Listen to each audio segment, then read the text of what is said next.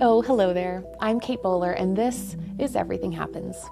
Today's guest is Rowan Williams, the 104th Archbishop of Canterbury. He is a renowned theologian and poet and professor and just all-around kind human being. He was the Archbishop of Wales and a professor at both Oxford and Cambridge. And Rowan is one of those rare people who makes you feel like complexity is somehow a holy place.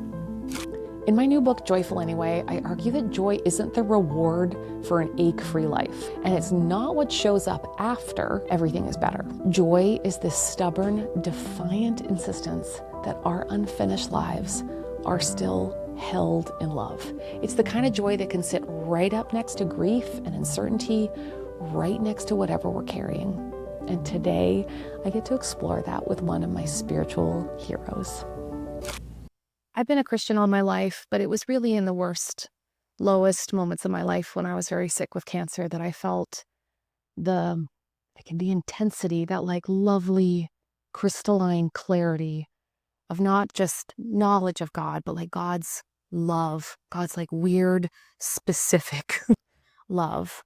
And it made me realize in a way that I probably couldn't have known just how much God loves the brokenhearted. Why do you think there's such a relationship between God's presence and an awareness of pain? It's a huge question, isn't it? And there's one very wrong answer that can be given, often is given, which is if you're miserable enough, then God will eventually fork out and help you. And that's utterly the wrong way around, isn't it? Because you don't make yourself miserable or make other people miserable, mortal point, so that there'll be an opportunity of encounter with God. I think of it so often in terms of God not being able to help himself. If God is love in the way that we say God is love, if we say that the eternal truth about God is that God wants to come alive in the other, Yes. and that's what we mean by calling God Father, Son, and Holy Spirit, then, when there is room given and room made, as people have sometimes said, it's like water, tiny crack and it gets in everywhere. And it's the, as the Leonard Cohen thing, isn't it? The crack where the light gets in. Yeah. But there is something about our defenses, our fictions about ourselves breaking down at certain points. Yeah. Where truth comes in. And the other thing that's very vivid in my mind is a conversation. Sorry, this is the name drop of the day, but a conversation I had with Nick Cave a couple of years ago. Big favorite. I'm so glad you're quoting Nick Cave. And one of the things he's said about his own extraordinarily difficult and draining experience is he was determined that suffering would not define or defeat him. And that's why his own conviction about God, his own relation with God, came alive so much more deeply in those moments of appalling loss and appalling pain that he's spoken about so movingly.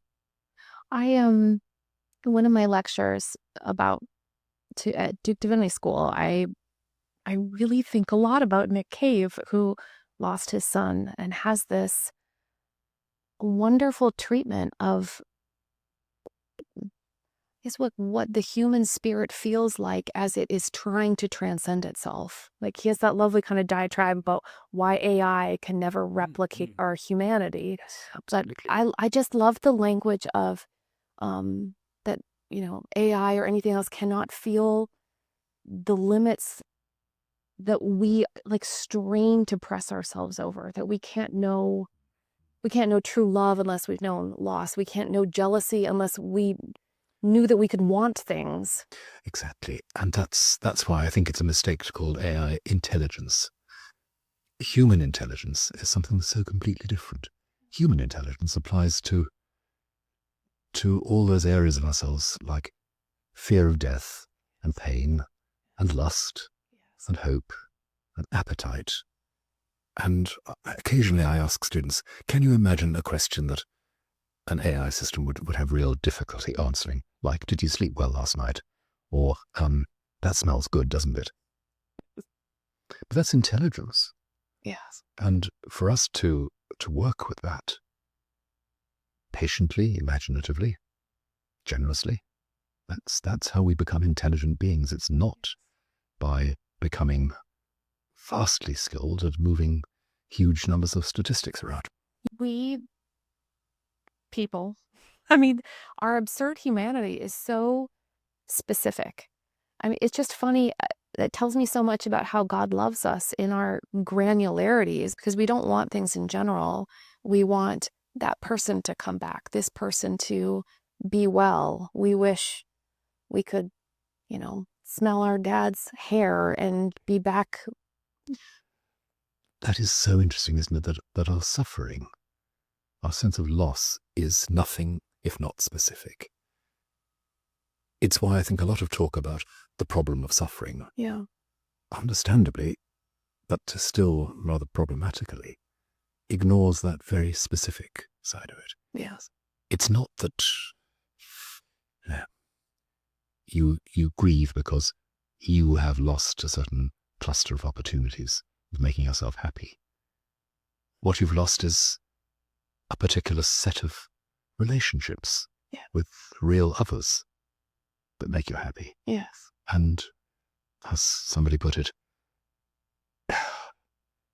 breaking a finger is a different problem if you're a cellist from if you're a greengrocer. Yeah. Yeah. Yeah. I always like what Tom Long is this wonderful preacher and professor, and he says,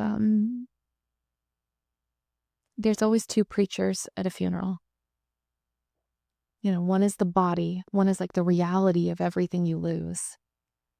And then who will stand next to that story and have anything to say? Yes, yes. And I've always loved thinking about how to be hopeful in the right way when our losses are so stark and obvious. That's right. Because hope that denies that, what you call granularity, is really not hope at all. It's just compensation, isn't it? It's consolation. And I don't think Christian hope has much to do with that. And what we say, I think, in the face of loss, and when I say, I don't mean instruct.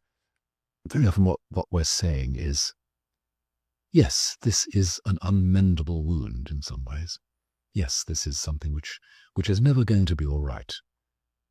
And somehow or other, within the context of the act of God in the life that's been lost, the life that goes on, somewhere in all that, love continues. Yes. Is not defeated, is not extinct. And what that's going to feel like or what's it going to look like, nobody can tell you that. Yes. I hit middle age hard with the realization that I was never going to become a kind of person that doesn't ache.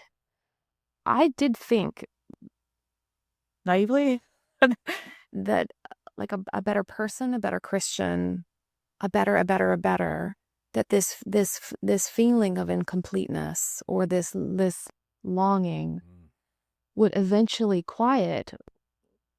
After all, I spent my 30s almost dying of cancer, and so to have even gotten back this much, I should be so grateful.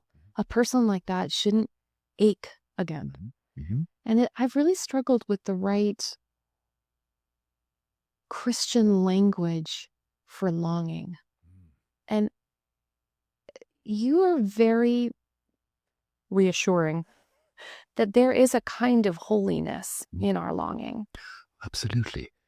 Because I feel like that's the positive side of humility. Humility, a kind of static humility that just says, well, I'm not doing very well, is neither here nor there. It's what St. Bernard calls cold humility. But the other kind of humility, which says, I haven't got it yet, and I wish I could be there. That's warm humility. Yeah. And imagine what our lives would be like if we would at some point say, I think I've pretty well nailed it now. I think I've I've got this holiness stuff. Everybody tells you that is the path to implosion. alternative theory, God is a huge jerk and withholds peace. And you gave a very, I thought, very funny, helpful reading of a George Herbert poem about why it is that we seem to not exactly be the world's most peaceful creatures. Oh, the pulley, isn't it, by George Herbert? Yes, if, what's the last couplet? Restlessness may toss him to my breast. So God has poured out everything he can on us. He's made our lives as good as they could possibly be, except he looks at what he's got on the shelf and he sees that he hasn't actually decanted the little bottle marked rest yet. Just leave that there. Because without that, people would actually become less than they really are. They would rest content with less than the real, less than the true.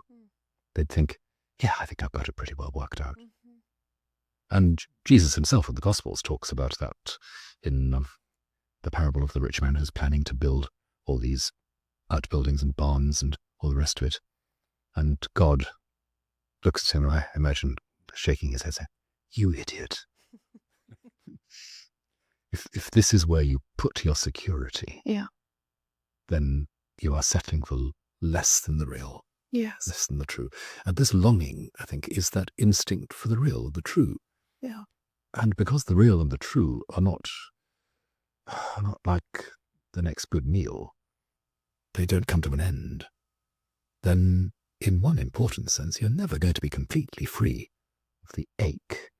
And writers like St. Augustine will, from time to time, say, in heaven, there is both a longing and a fulfillment. Yes. It's not that you just sit back and say, right, well, here I am, problem's over, put my feet up.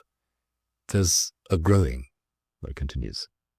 There's, in that lovely image from Ezekiel, which is picked up by one of the great Welsh writers of the 18th century, and Griffiths, there's a sea that you have to go on swimming in. You can't cross it.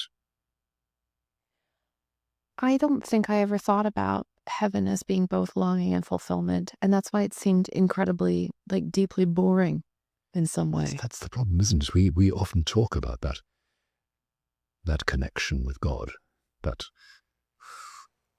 and say that deep, unbreakable connection with God that heaven's supposed to be. We talk about it as if it were just that now we'd arrived. Yeah, it's kind of the worst parts of church, no offense. Praising forever. I suppose I could.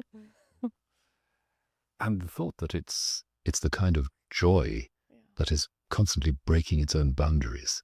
You know, this is one of the things that C.S. Lewis is so brilliant about, that he will rub your nose in this again and again. Joy has in it that sort of constant breaking open to new levels. You think you've mastered it and you haven't. I'm so glad we're talking about C.S. Lewis and joy, because I do think this is exactly where we get to with the more satisfying understanding of the ache, is if we keep on aching, then what then sustains the everythingness of living, the despair and the spectacular beauty and the how the holding it together. I think that I've been working on a project on joy for a while now, and I think because it was so slippery, why is it that we have to be? I ended up calling the book Joyful Anyway because of the bothness of it. Yes. Happiness is a kind of has a durability to it. It's typically a fixed state of positive feeling, and frequently we can construct lives that can be quite happy in that sense. But joy is a real sneaky little jerk and appears in this wonderful fulfillment, and then it's just gone. But that doesn't mean we're doing it wrong. No, exactly. It means you haven't yet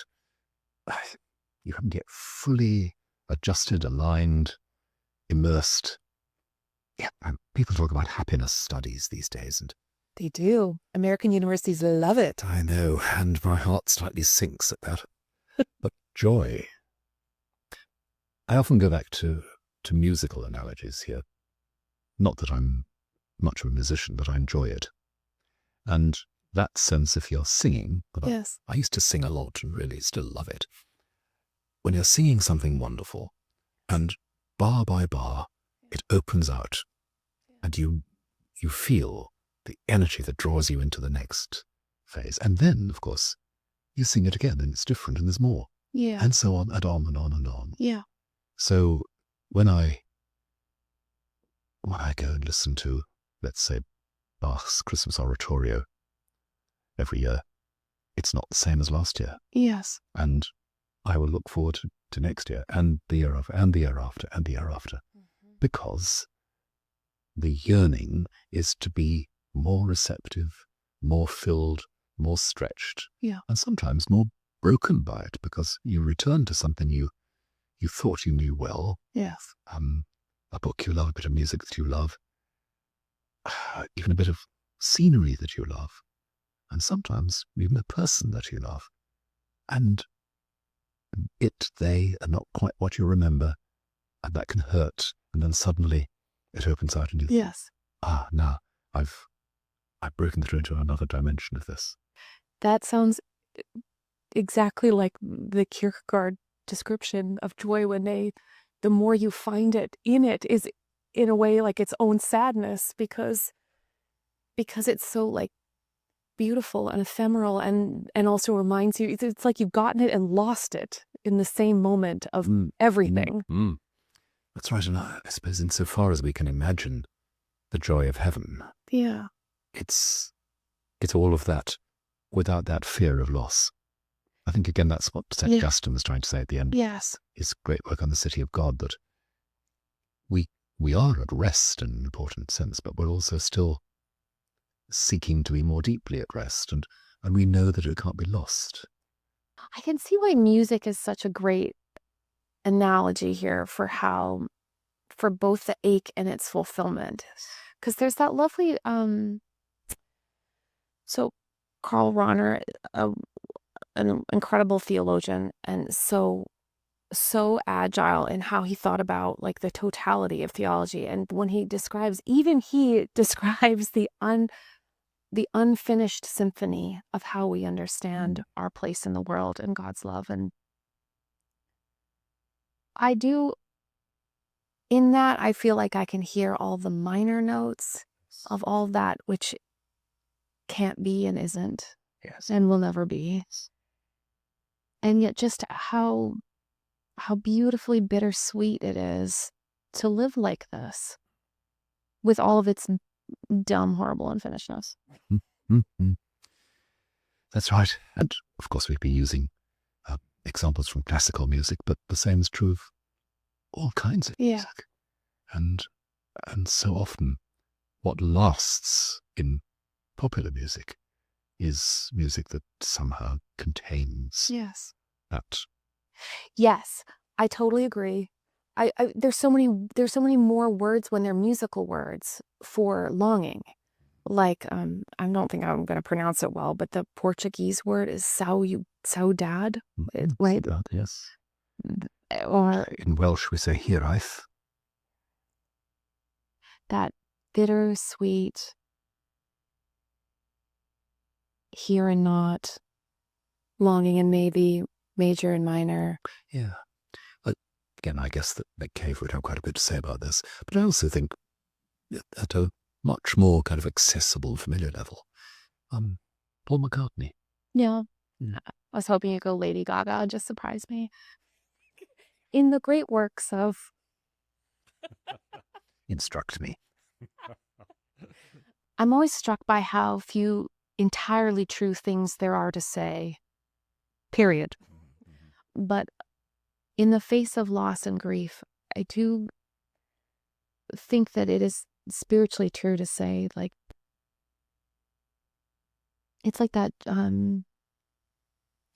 Jack Gilbert line from that lovely poem, kind of about like it's a very apocalyptic poem about the deconstruction of the world. And he says, but despite everything, there will be music. Yes. Despite everything. That's such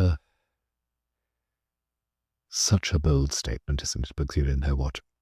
It's a blank check. It's a blank check. You don't know what everything will be. Yes. But I was talking to somebody about this the other day, actually. It's It's something that reminded me of a book in Welsh, a 20th century book in Welsh, by one of the great 20th century Welsh philosophers. And it's got the rather strange title in Welsh, Ac Onida, which literally means, and if not. Oh, yeah. And it begins from that episode in the book of Daniel, where the three young men are in front of Nebuchadnezzar and are threatened for not bowing down to his idol. And they're told, maybe you'll be tied up and flung into the burning fiery furnace. And the young men reply, be it known to you, O king, that the God we serve will deliver us from all your devices and from the flames. And then adds, rather surreal way, and if not, we still won't. The so wonderful moment. So, so what if God doesn't make it all right for us? Well, Yes. all right. Yes. And it's somehow a kind of sense, well, the relation we have with our God is one in which he doesn't have to meet our conditions. Yes. And we know that the worthwhileness of standing in that relationship, whatever its cost, outbids whatever else. Yeah. Ac Onida. Yeah. And if not. Yes. Oh, I really like that.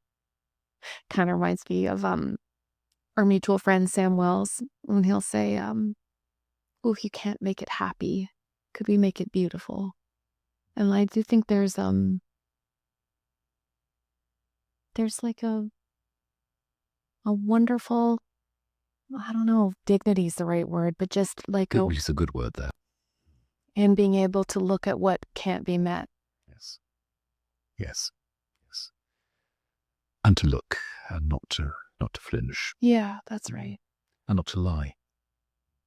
I guess there's two forms that always trouble me. One is the just cultural, the ease with which we want to lie to people because we are worried that that reality would cause them too much pain. So that worries me.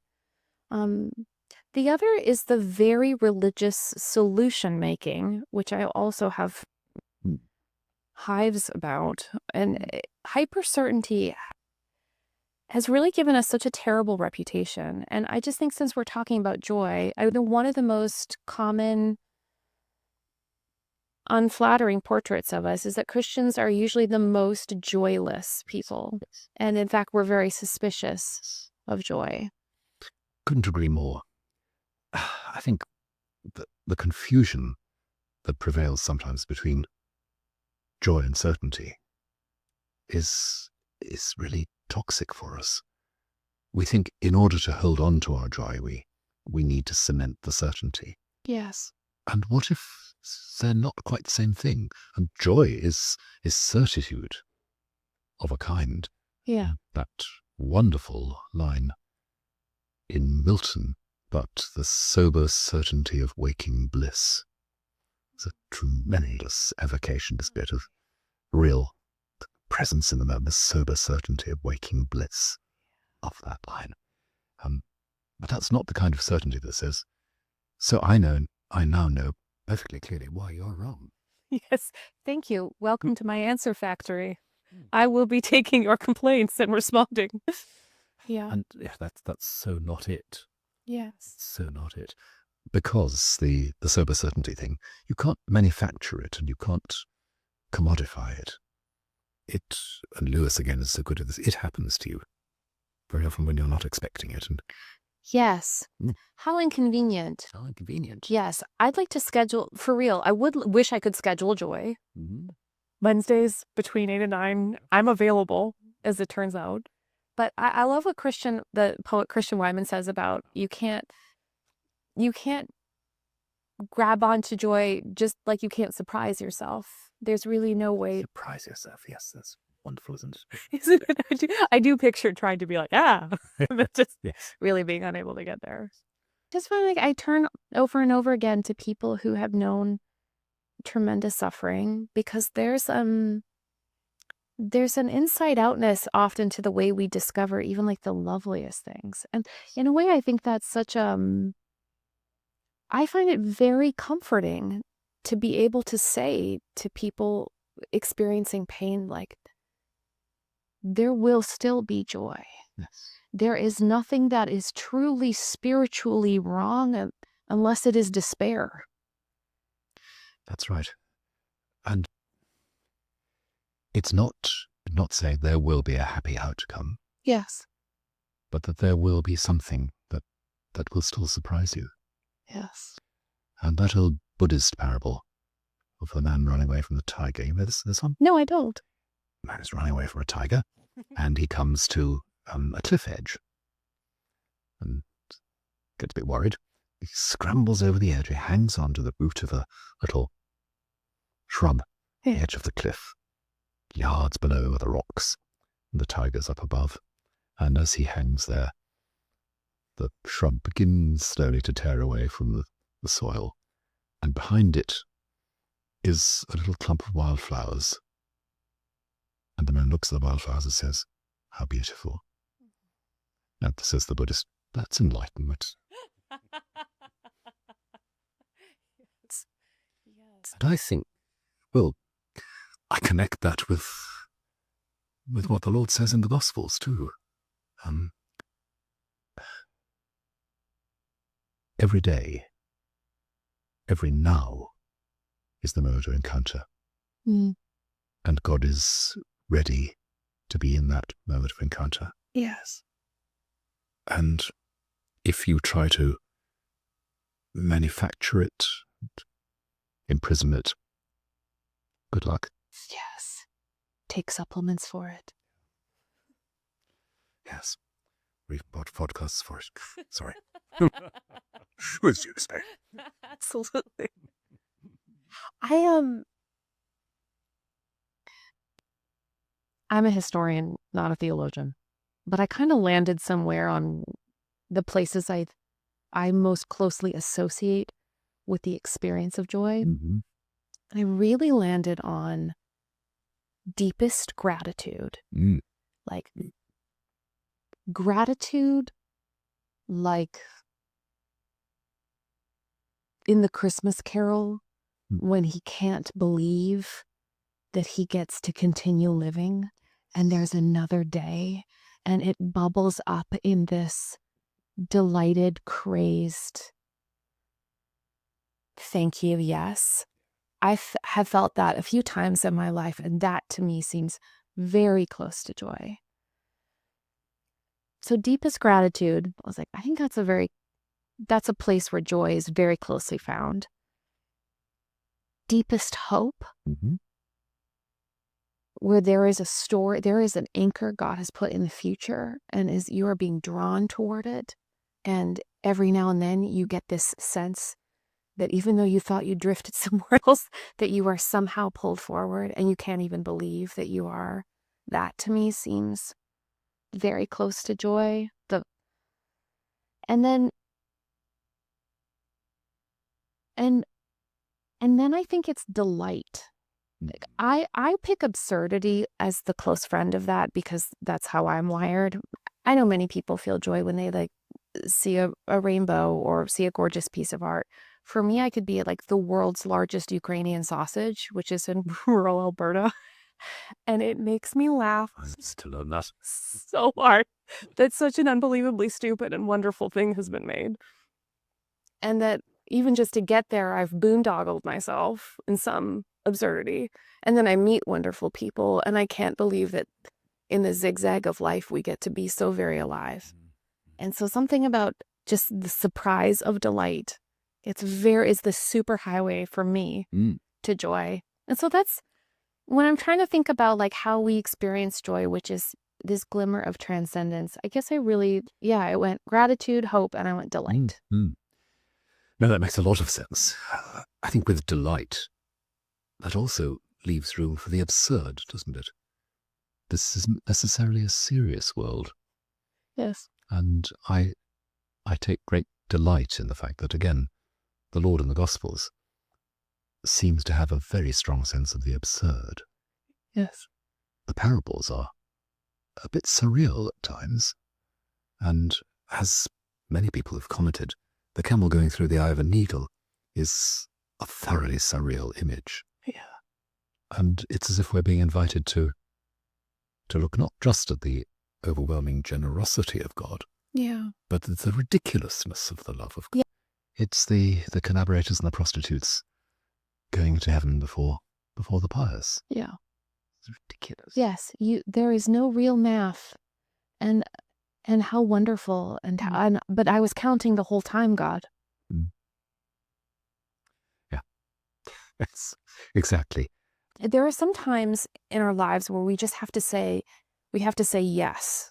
We just have to turn ourselves toward it. Jerry Sitzer is this wonderful theologian, and he lost he lost a child and his wife and his mother in the same car accident. And he's someone I've turned to again and again for real insight into how to go on as you've just over the years feel the squeeze of possible despair. And he found in that Wendell Berry book, Hannah Coulter, this lovely little line that said that at some point in this story, that this woman realized that life was requiring life of her.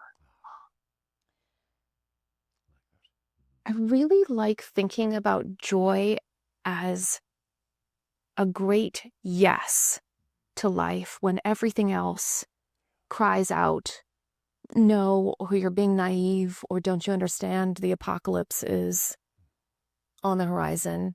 And it felt a little bit like, if you don't, because there's that Nietzsche quote, which I have to admit I find very moving. It's his anthem about joy. It says, "Have you ever said yes to one joy? Oh, my friends, then you've also said yes to all pain, all things enchained, entwined, enamored. If you've ever wanted one time, two times, if you've ever said, I like you, happiness, whoosh, moment, then you wanted everything back."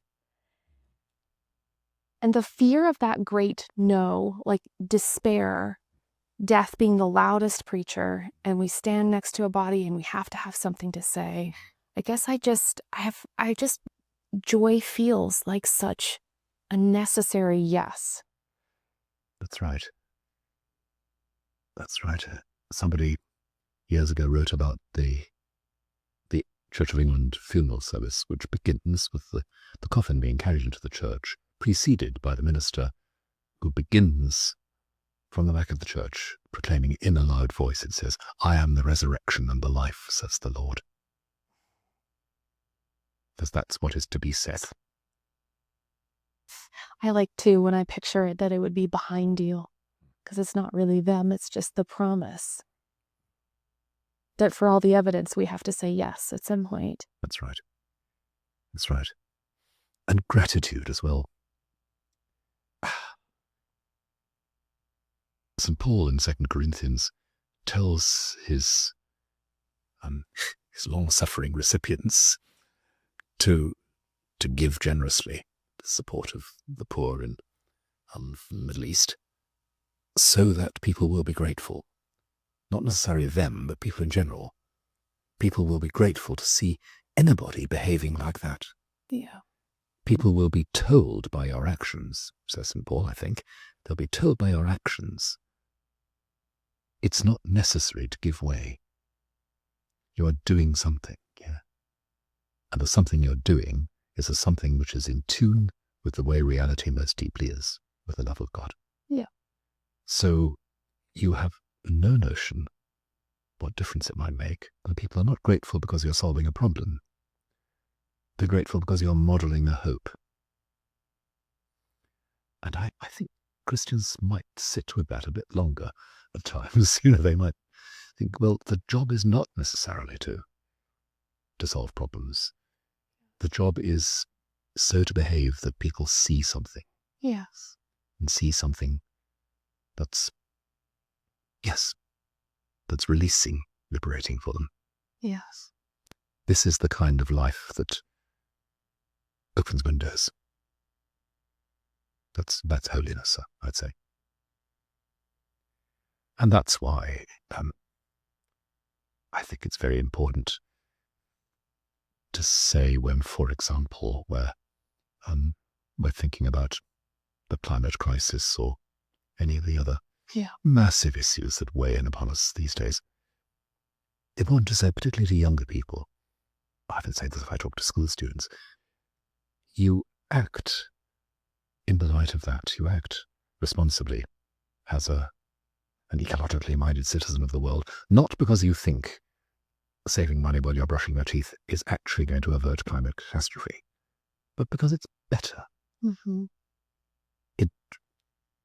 It shows a more whole, a more mature, a more loving relationship to the world you're in, and it's worth it because of that.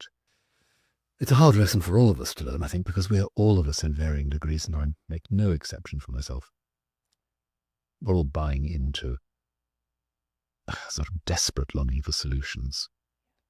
And when we're caught in desperate longing for solutions, we are very tempted to treat as solutions what are in fact no solutions at all. Yes. It's a version of look busy. Yeah. And that's hard to hear, because when we're faced with appalling suffering that is pushed at us hour after hour, not just day after day. Yeah. The suffering, Israel and Gaza, the suffering, Ukraine, wherever. Yeah. We want to solve it. Yes. And there's something, I think, deeply important about our wanting there, as if we, in the end, we can't just live with this. But then, and it's a big but and it's a difficult but, be very careful of wanting your own release from the sense of powerlessness more than you want the good for the other. Because if that's the road you go down, you end up concocting false solutions and brandishing bits of paper one way or another. Yeah. Not a recipe for quietism and inaction, anything but just that kind of realism, I think, that says, be careful who you're doing this for. Mm-hmm.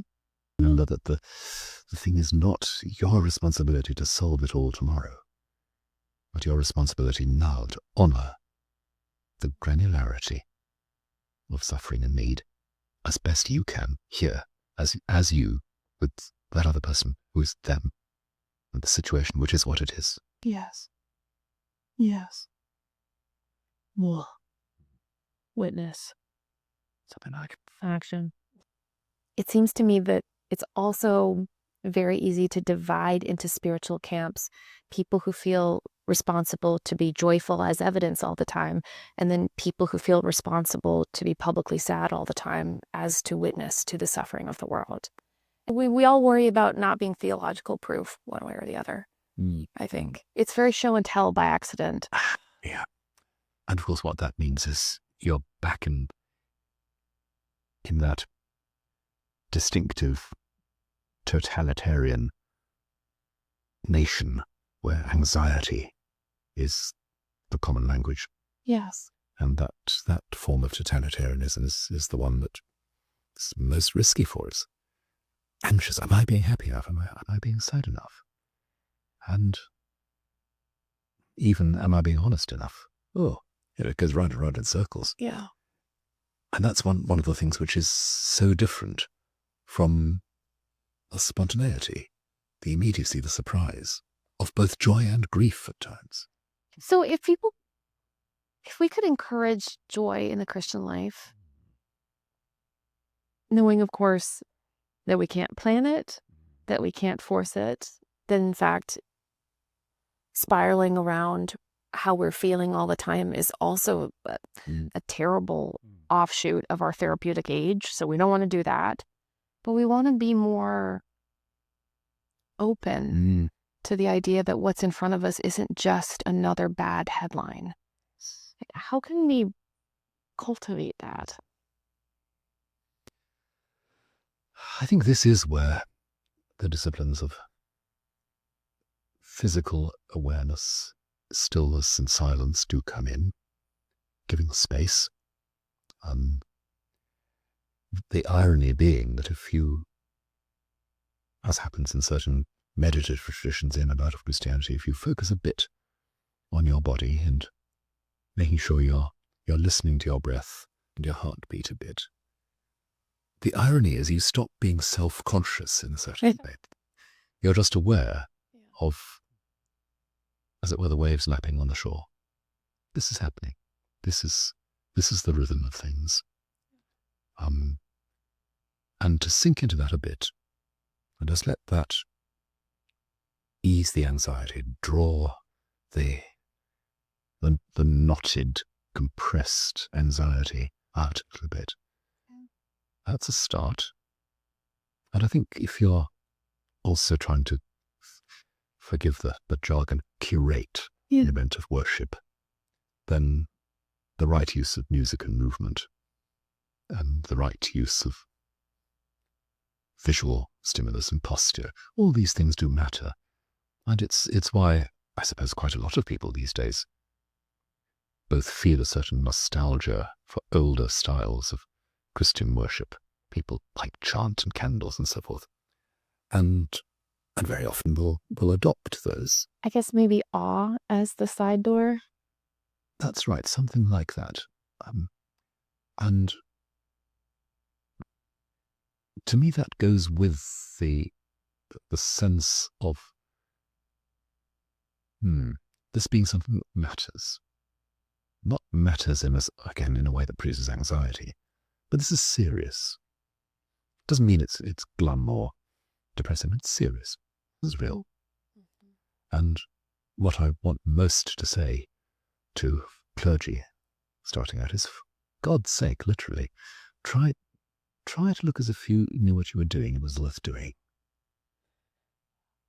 Try to speak, to move, to act without anxiety, with a confidence that gives people a sense of homecoming and ease. And by ease, I don't mean just flopping back, but knowing where you are. Yeah. And then, in that, the strength can be given to face what's difficult, to let the stuff rise up and be held before God with truthfulness. Yeah.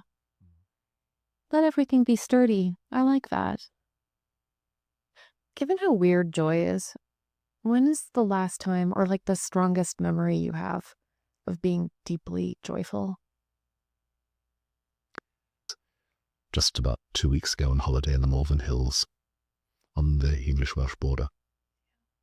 That landscape, for all sorts of reasons, matters a lot to me. Yeah. And if you get to the top of the Malvern Hills, which are a great sort of ridge rising out of rather flat country, you can see across about half of Wales and several English counties. Wow.